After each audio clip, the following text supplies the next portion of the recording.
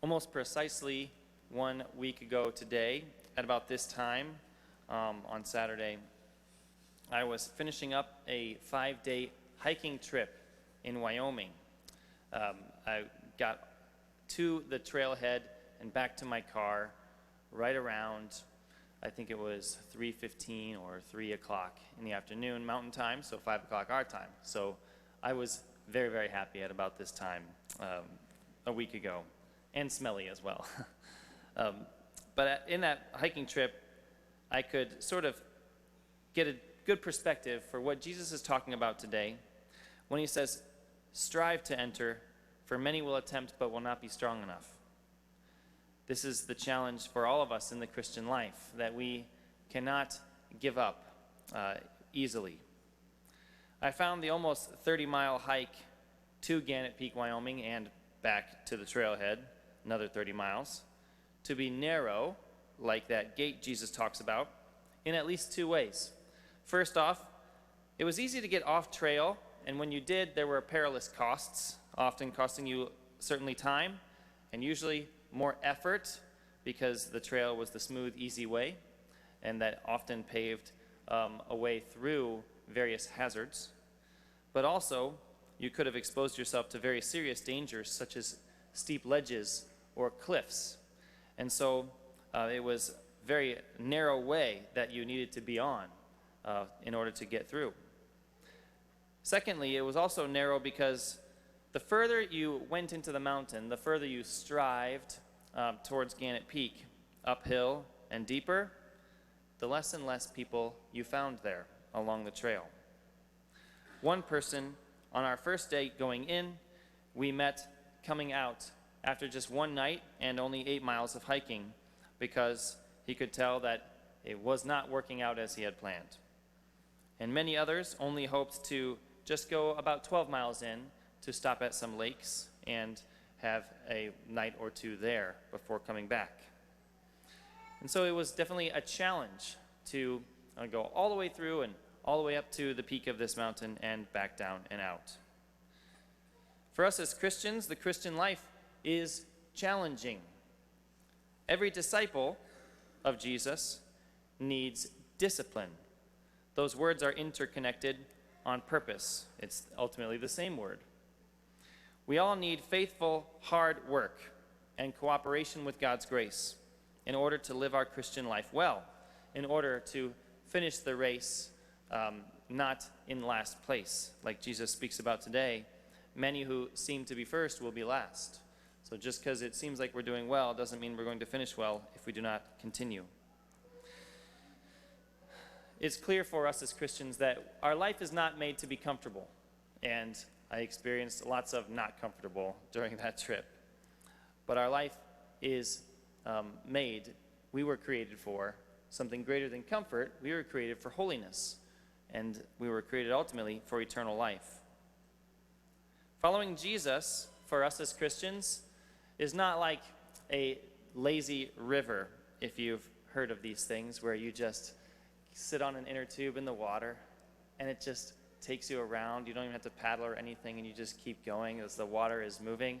And you could have like a nice cold refreshing drink in your hand, and maybe some pretzels or popcorn or something like that, and just bask in the sunlight.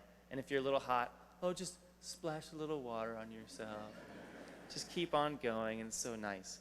That is not what the Christian life is like. But also, the Christian life is not like an assembly line, where you are just nose to the grindstone, doing this work, hard, difficult, tedious, again and again and again and again, and it seems totally just without end. The Christian life is neither of these things. It is indeed hard work, yes, but also that hard work is really meaningful and really satisfying in a way that the lazy river could never be satisfying. At the end of the narrow gate for us, brothers and sisters, is life. It is eternal life. But even now, it is a life in its fullness, in communion with the living God. And that life is a beautiful reward for us if we strive like Jesus says, if we do not give up submitting ourselves to the demands of our faith, to the requirements of it, to the challenge of it, the discipline of it. In order for us as human beings to thrive, we need to strive. It's good for us to have those restrictions. And perhaps one of the most important no's in our contemporary age is screen time. Outside of work, this is a dangerous waste of time. For how can we be a disciple of prayer?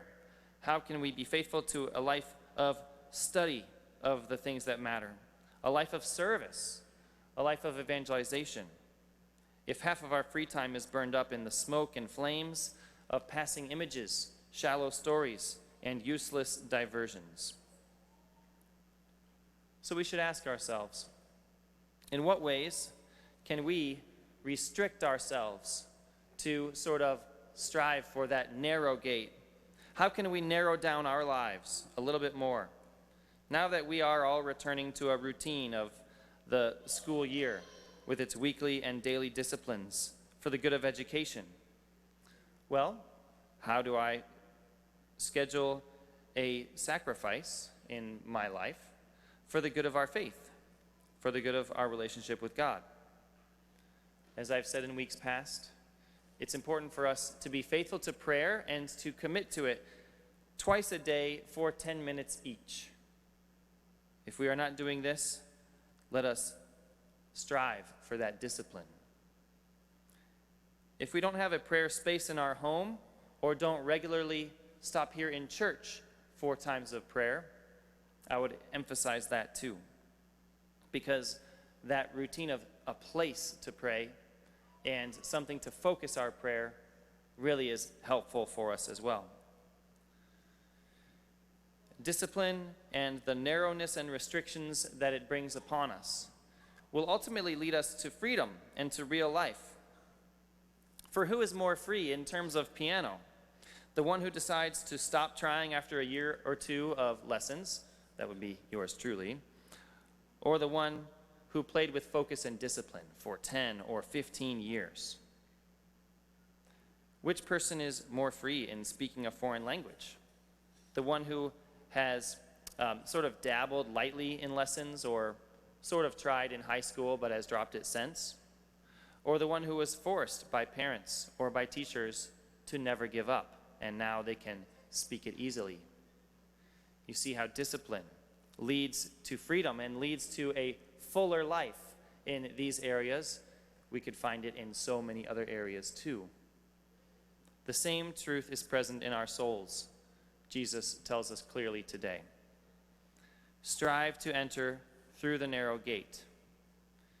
Do not treat your faith like a lazy river, but treat it like a hike to a destination, like a pilgrimage, like a journey uphill, but uphill to eternal glory.